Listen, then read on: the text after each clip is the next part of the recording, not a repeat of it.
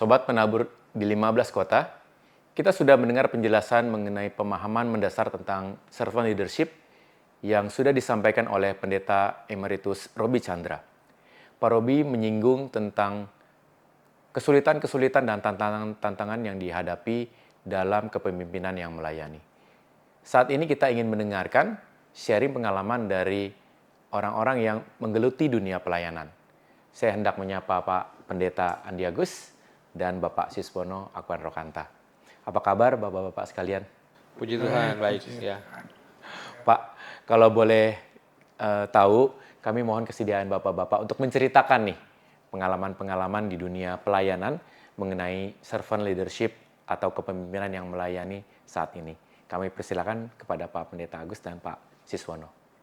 Berbicara tentang tantangan dalam kepemimpinan melayani, saya mengingat ketika di pekerjaan lah ya. Di pekerjaan, kalau pada masa tertentu kita akan dilupakan. Kita tidak akan pernah dikenang terus. Satu saat pada masanya kita memang akan selalu diingat oleh orang, tetapi ketika masa itu berlalu, kita tidak akan pernah diingat lagi. Tetapi saya tetap melihat setidaknya kita pernah meninggalkan jejak-jejak untuk bisa menjadi sebuah kenangan yang menginspirasi banyak orang. Salah satu yang menarik karena saya sebagai seorang pengajar, saya pernah satu ketika bertemu dengan salah satu mahasiswa saya, entah itu mahasiswa tahun berapa tahun yang lalu. Cuma kemudian dia bilang, "Bapak masih ingat nggak?" Maaf saya lupa. Tapi terus dia kemudian dia bercerita, "Ilmu yang Bapak berikan saya udah lupa semua, Pak. Tetapi saya nggak pernah lupa, Bapak paling senang bercerita di kelas." Nah, cerita-cerita Bapak itu yang saya ingat. Artinya, salah satu bentuk yang membuat orang mengenang adalah, yang ingat adalah bentuk-bentuk keteladanan inspiratif yang jauh lebih tersimpan di dalam memori seseorang ketimbang pengetahuan-pengetahuan yang kita berikan. Karena pengetahuan yang kita berikan setelah beriring waktu berjalan mungkin itu akan menjadi obsolete. Tetapi mendidik dari sisi karakter mahasiswa saya itu rasanya membuat mereka selalu teringat apa yang saya sampaikan kepada mereka. Cerita yang menginspirasi sekali Pak Sis ya. Jadi dari cerita-cerita Bapak, mereka mengenang Bapak melalui cerita-cerita dan keteladanan kali ya Pak ya. Baik, terima kasih. Dari Pak Pendeta Andi Agus, apakah ada pengalaman Pak? Iya. Jadi kalau bicara kepemimpinan atau memimpin itu ya, Pak Yoki dan Pak Sis, saya pikir banyak di antara kita tuh terjebak pada paradigma soal hierarkis gitu kan, top man atau bahasanya bosnya nih gitu ya. Dan saya memimpin yang di bawah gini. Nah, paradigma yang inilah yang seringkali membuat penerapan kepemimpinan melayani atau servant leadership itu menjadi kadang-kadang sulit atau kita sendiri nggak sadar terjebak di dalam hierarkis kepemimpinan itu. Contoh sederhana misalnya, saya sebagai pendeta itu kalau datang di acara gereja kan pasti disuruh duduknya paling depan gitu ya. Silakan depan gitu ya, tempat terhormat gitu ya, bahasanya tempat terhormat gitu kan. Padahal prinsip kepemimpinan itu justru kita melayani, bukan yang dilayani gitu. Tapi kita terjebak sebagai pelayan, kita ada di posisi yang dilayani. Terus ada acara makan biasanya tuh. Yang disuruh depan duluan ngambil makan siapa? Pendeta. Lalu pendeta ya udahlah, daripada nggak mulai kita ambil duluan gitu ya. Tapi itulah yang membuat kadang-kadang dalam sisi-sisi sebagai pelayan yang seharusnya melayani, justru kita yang jadi yang dilayani di situ, proses itu gitu ya. Dan ketika itu tidak terjadi pada kita, bukannya sadar, tapi malah bisa terjadi ada merasa tidak dihargai, merasa saya pendeta kok diantar aja enggak, duduk aja harus di belakang dan sebagainya, terjebak gitu di dalam paradigma mindset yang saya pikir ini juga berkenaan dengan ego ya. Sebagai setiap orang nggak ada yang mau istilahnya pengennya dihormati kan. Kalau nggak dihormati langsung bertanya-tanya gitu ya. Apa dia nggak tahu nih kalau saya pendeta ya. Apalagi saya pendeta tugas khusus gitu ya. Spesial Pak. Tugas khusus gitu ya. Kalau pasukan itu pasukan khusus ini gitu ya. Nah itu yang kadang-kadang ego itulah yang akhirnya mempersepsi kita salah soal ini. Dan Green Leaf saya pikir menarik, tadi penjelasan Pak Robi juga menarik bahwa kepemimpinan melayani itu kan prinsipnya adalah pelayanan itu sendiri. Kita melayani. Nah, dan melayani itu tidak mudah dan tidak enak sebenarnya. Kalau di Alkitab saya pernah baca 2 Korintus 11 ayat 23 sampai 33. Itu kan Paulus menggambarkan situasi pelayanan yang dilakukan. Kalau jadi pelayan itu dia katakan aku itu kayak orang gila. Itu 23 sampai 33 itu daftar perjalanan pelayanan yang tidak mudah. Kapal karam, disiksa, didera, masuk penjara, terapung-apung di laut, nggak makan, sampai 33 gitu ya. Nah kalau kita bayangin pelayanan kita udah sampai begitu nggak ya, disesah, dipukul berapa kali sama orang. Barangkali kita menghindari itu. Ya, tapi Paulus mengatakan apa yang dulu kuanggap sebagai keuntungan, justru rugi karena pengenalan aku, karena Kristus itu. Maka menarik di sini apa yang Paulus teladani ini kan Kristus sendiri yang dia tulis dalam Filipi 2 ayat 1-11. Bagaimana Kristus yang dalam rupa Allah itu tidak menganggap kesetaraan dengan Allah itu sebagai milik yang harus dipertahankan. Justru dia mengosongkan diri gitu. Maka itu menurut saya tantangan dari kepemimpinan melayani adalah bagaimana secara ego kita mau dilayani tapi sekarang dihormati, ini mengosongkan diri. Nah ini kan spiritualitas kenosis ya yang nggak mudah itu. Lalu Kristus sendiri menambahkan pada dirinya sesuatu yang dia nggak punya, hamba. Bahkan sebagai hamba itu dia berkorban gitu. Nah ini sebenarnya yang kalau dibilang tantangannya apa? Musuh terbesar itu diri kita sendiri sebenarnya. Mampu nggak kita menjadi serupa dengan Kristus di dalam proses pelayanan yang kita lakukan itu.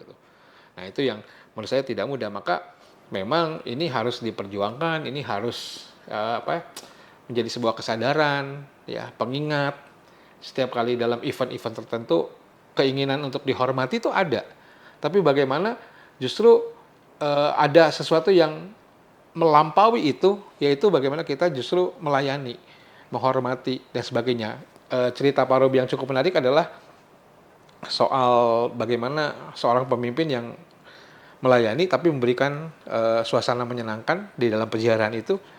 Ya, ini penting ya karena banyak orang yang terjebak jadi bos dan tidak membawa perjalanan peziarahan arak-arakan ini, pelayanan itu menjadi sesuatu yang menyenangkan, malah menyeramkan.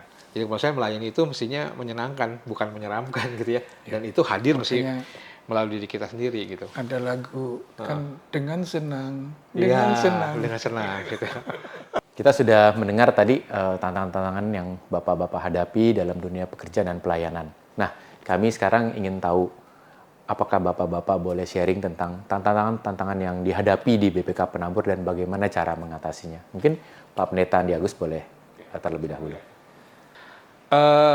Tahun 2012 waktu persidangan BPK Penabur di Bandung, saya ingat banget waktu itu almarhum Pendeta Kuntadi Sumadikarya itu pernah menyampaikan sebuah pemaparan yang cukup menarik gitu ya. Dia mengatakan bahwa peran guru, terutama kita di Lembaga Pendidikan Kristen BPK Penabur yang menghayati bahwa lembaga ini adalah didirikan oleh Allah dan Allah mengundang orang-orang terlibat di dalam pelayanan itu, baik dari mulai pengurus sampai semua orang yang ada dalam komunitas penabur itu mestinya menghayati bahwa perannya itu bukan sekedar ya istilahnya bekerja di situ ya, tapi juga di situ adalah meneruskan tradisi mengajar Yesus.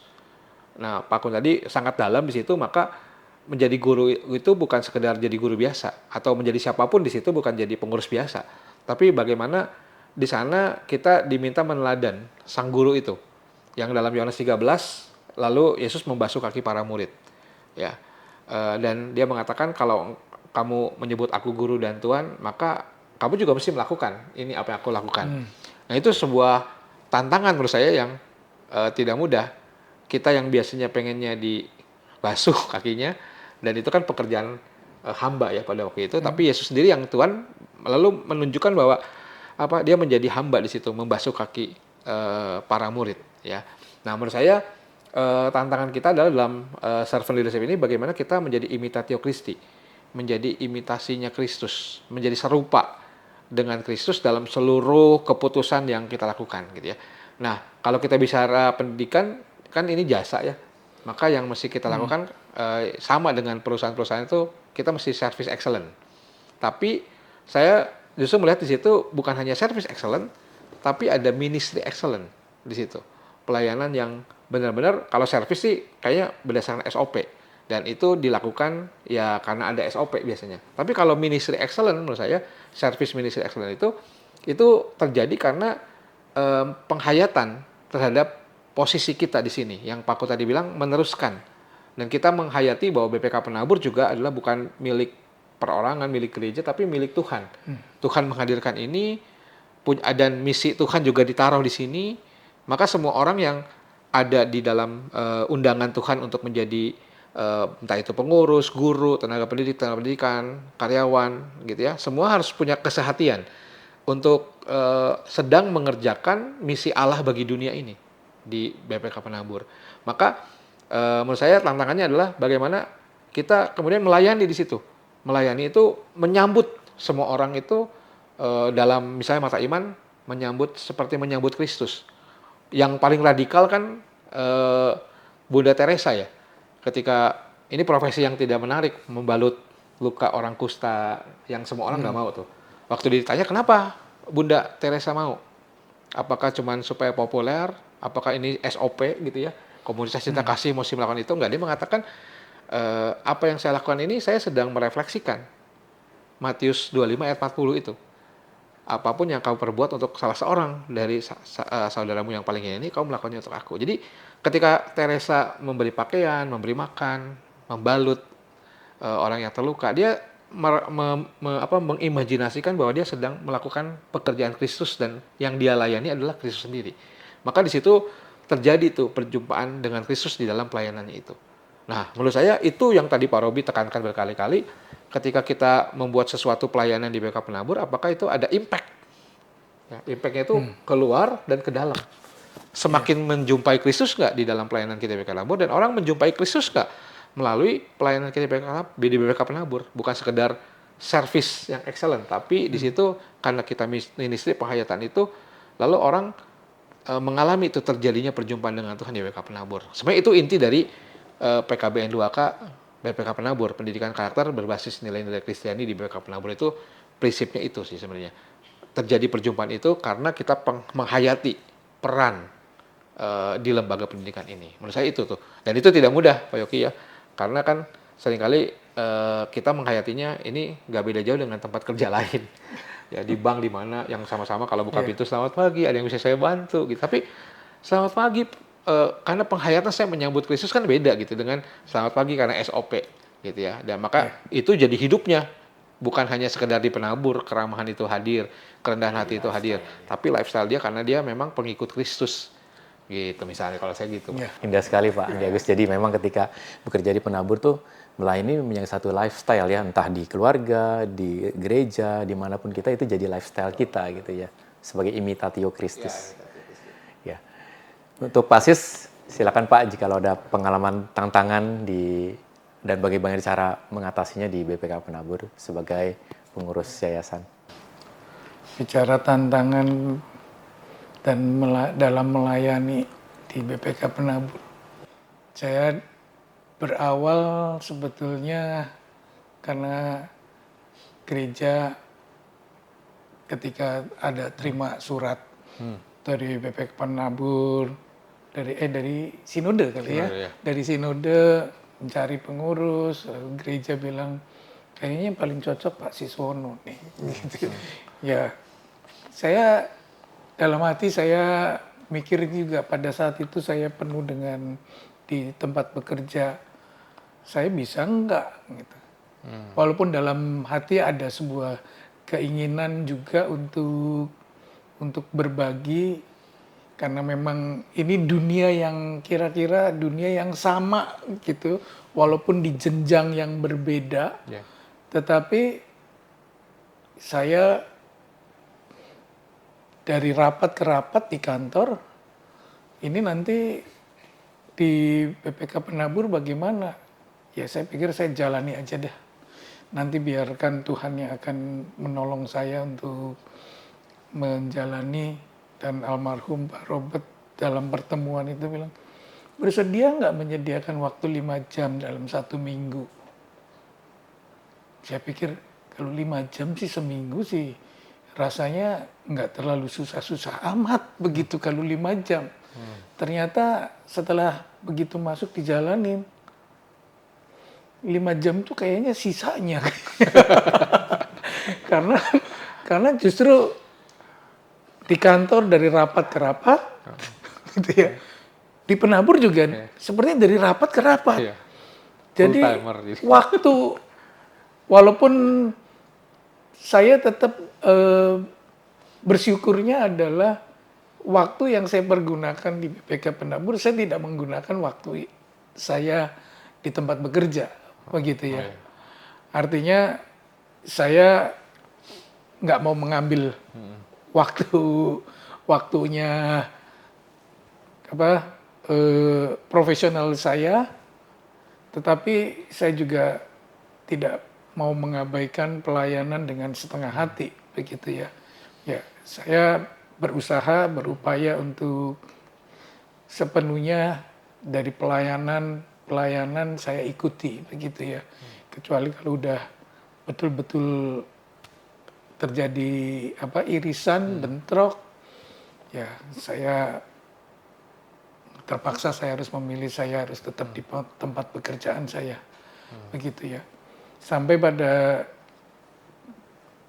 akhirnya dari tahun ke tahun berjalan sekian tahun, ternyata Tuhan menolong saya bisa jalani tantangan waktu itu yang justru yang saya nggak pernah kebayang bahwa saya bisa jalani gitu. Ya, sampai sekarang akhirnya saya masih bisa juga kadang tantangannya ditambahin lagi pelayanan lain di tempat lain. Jadi begitu di BPK Penabur ada tambahan pelayanan ini, tambah pelayanan ini, waktu lagi gitu ya. Makanya saya setiap kali ada di gereja ada persekutuan doa pagi, biasanya suka ada yang mau didoakan. Saya cuma minta satu, tolong supaya saya bisa bagi waktu pelayanan, pekerjaan, dan juga pelayanan saya di gereja juga, gitu ya.